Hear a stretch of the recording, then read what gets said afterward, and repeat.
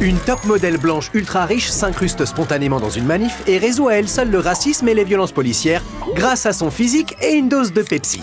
Avant ça, elle flirte avec un mec mignon, arrache sa perruque et la colle dans les mains de son assistante noire, avec en fond sonore une chanson du petit-fils de Bob Marley. Voici le scénario absurde de la campagne Live for Now de Pepsi avec Kendall Jenner. Yeah, Rastafari, you know. Ça va cartonner, pense le service marketing de Pepsi en 2017. Bien loin d'imaginer le flop qui l'attend.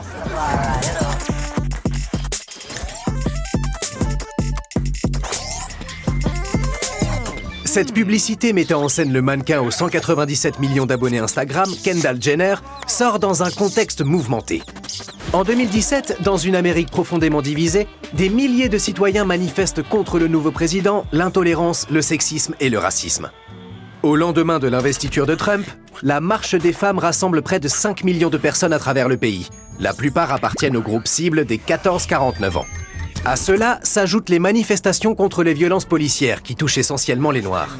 De nombreuses personnalités et des marques comme Nike, Facebook, Spotify ou Airbnb se solidarisent avec le mouvement Black Lives Matter. Mais ce soutien n'est pas totalement désintéressé. L'appropriation de sujets politiques à des fins commerciales n'a rien de nouveau. En 1971, le grand rival de Pepsi, Coca-Cola, se réclamait du mouvement pacifiste pour gonfler ses ventes. I like to teach the world to sing. Sing with me. Perfect harmony. Perfect harmony. I like to ride the world and keep it company. On se croirait presque à la grand-messe de Kanye West. Mais retournons en 2017. La tentative de Pepsi d'infiltrer le mouvement Black Lives Matter et anti-Trump avec l'aide d'une top modèle star de télé-réalité devient du jour au lendemain un des sujets les plus commentés sur Twitter. Mais pas de la façon espérée par la marque. Au lieu de lisser son image en envoyant un message d'ouverture sur le monde, l'entreprise déclenche un véritable shitstorm. Autrement dit, elle s'en prend plein la tronche. Cette récupération plus que maladroite de l'actualité afflige la twittosphère. Fausse bonne idée! Le spot commence par un défilé de stéréotypes avançant sous un soleil radieux. Des activistes noirs, une photographe musulmane, des couples LGBTQ et un violoncelliste asio-américain. Évidemment, ils sont tous super canons car dans la pub, on sait que la beauté, la diversité et l'activisme font mouche auprès de la génération Y. Mais quelles sont les revendications de cette foule instagrammable tout droit sortie de Coachella ? Les affiches brandies par les manifestants ne sont pas très parlantes, malgré des messages profonds comme « Rejoignez la conversation »,« Amour » ou encore le symbole de la paix aux couleurs de Pepsi. Dans la foule, les gens dansent, rigolent, jouent de la guitare et de la batterie tout en buvant du Pepsi. C'est comme ça qu'on se représente la révolution chez le rival de Coca-Cola. Ce cortège très propre sur lui finit par passer devant la demi-sœur de Kim Kardashian en plein shooting photo. Après un échange de regards avec le violoncelliste, Kendall Jenner, en grande défenseuse des droits civiques, arrache sa perruque, la refourgue à sa styliste noire et rejoint la conversation. Arrive alors le clou du spectacle. Kendall fend la foule, tend une canette de Pepsi à un policier non armé et résout d'un seul geste les problématiques raciales des États-Unis. Un vrai jeu d'enfant quand on est blanche et ultra privilégiée.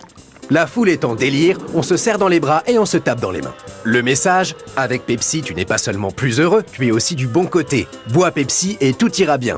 Un concept en béton. Mais Internet ne l'entend pas de cette oreille. Sur Twitter, des milliers d'utilisateurs partagent le hashtag Pepsi Lives Matter. En plus de pointer du doigt la médiocrité du spot, ils l'accusent de minimiser les violences policières et les dangers liés aux manifestations antiracistes. C'est un des rares exemples d'unanimité sur Internet. L'image de Kendall s'approchant du cordon de police a été comparée à la photo devenue virale d'Aisha Evans. En 2016, cette infirmière noire avait été arrêtée après s'être postée devant les forces de l'ordre lors d'une manifestation contre les violences policières à bâton rouge. Face à la polémique, Pepsi se la joue Aisha Evans et défend fermement sa position. Pour couronner le tout, le spot est publié à la date anniversaire de l'assassinat de Martin Luther King, et les 6 personnes occupant des postes clés mentionnés dans ses crédits sont blanches. D'après la cellule de crise médiatique de Pepsi, ces 2 minutes et 30 secondes de gêne ultime ne sont autres qu'une publicité qui s'adresse au monde entier et qui montre des personnes d'horizons différents unies pour la paix.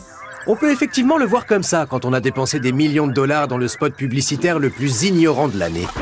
Il faudra attendre que Bernice King, la fille de Martin Luther King, lance une petite piqûre de rappel historique pour que Pepsi ait une révélation, retire sa bourde de la toile et présente des excuses. De son côté, Kendall garde le silence pendant 6 longs mois. Elle finit par s'exprimer sur l'affaire au début de la saison 14 de l'incroyable famille Kardashian. Un coup de com' magistral à grand renfort de larmes et de violon. If I knew that this was going to be the outcome, like, I would have never done something like this, but you don't know when you're in the moment, and like, it was the most, like, it was so, like, I just felt so stupid. On confirme, Kendall, c'était complètement stupide.